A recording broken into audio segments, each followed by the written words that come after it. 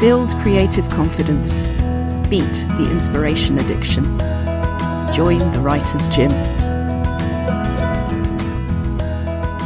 Those of you who see me on Instagram will know that one of the stories in the book that I'm holding in front of me right now, my first short story collection, Beyond Glass, began its life in Green Ink Sponsored Write, which is a new writing event I run every year, creating stories based on a theme about green things or about quality of life in support of Macmillan Cancer Support.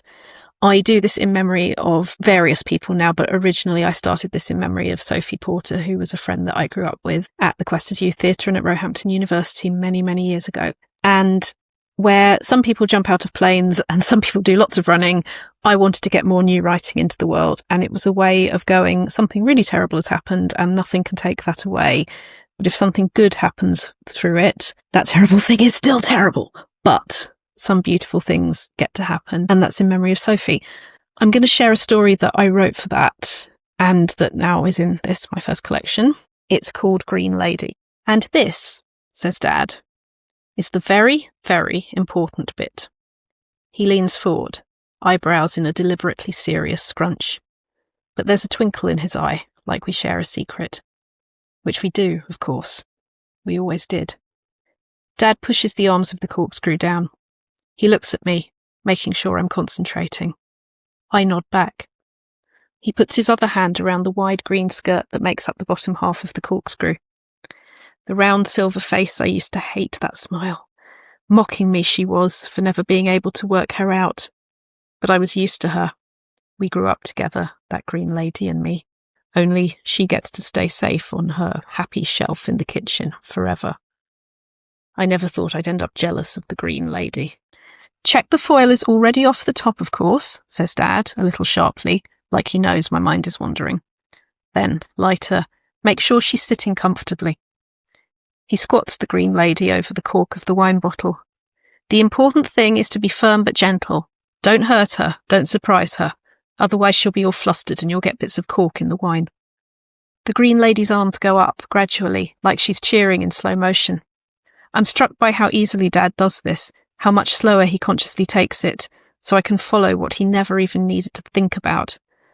A white gold eternity snake, the wedding ring that was Mum's first design at art college, curls around his finger.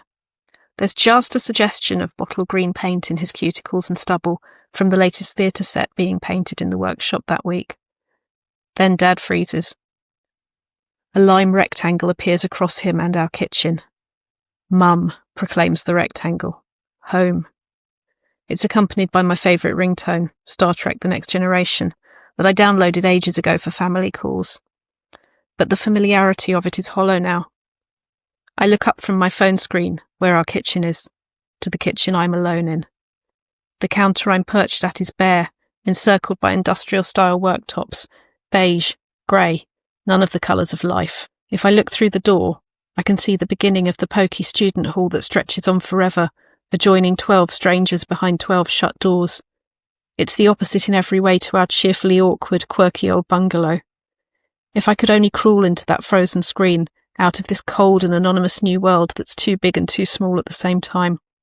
But even though I can't imagine home ever meaning anywhere but this bungalow, and even though Mum's calling me from it right now, I don't want to answer.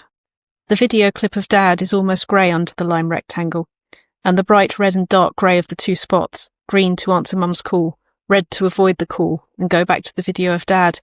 I don't care which I do. It doesn't seem to matter.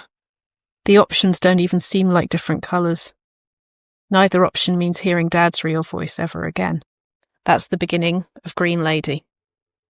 I have no idea what I'm going to write this year. That's part of the job description of the Sponsored Write. We're allowed a few notes, but then we just start writing. And 48 hours later, anybody who sponsored us through the Just Giving page gets a world-exclusive digital anthology. I'm really fond of this story because it's a lot of things I never had. I didn't have two parents growing up together.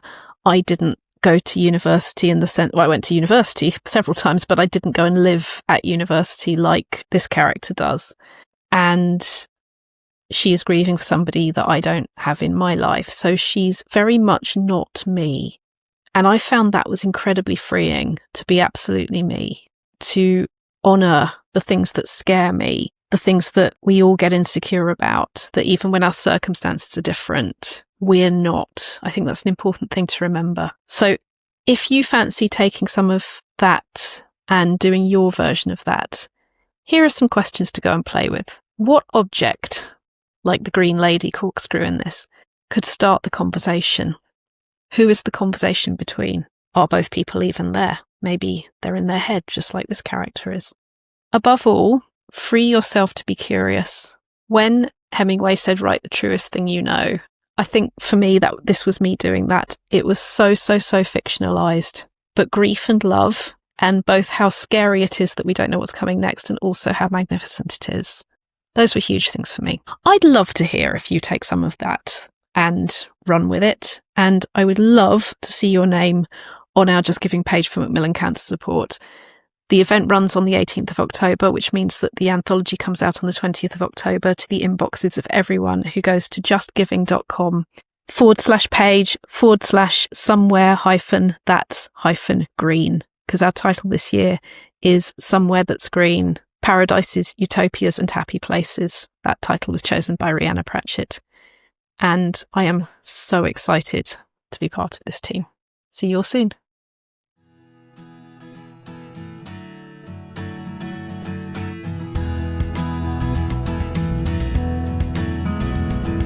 You've visited the Writer's Gym with author and coach Dr. Rachel Knightley. Production and sound design are by Ashley Lexine, and theme music is by Chris Gregory. To join a Writer's Gym workout online or in London, as a guest or as a member, visit writersgym.com or email thewritersgym@rachelknightley.com.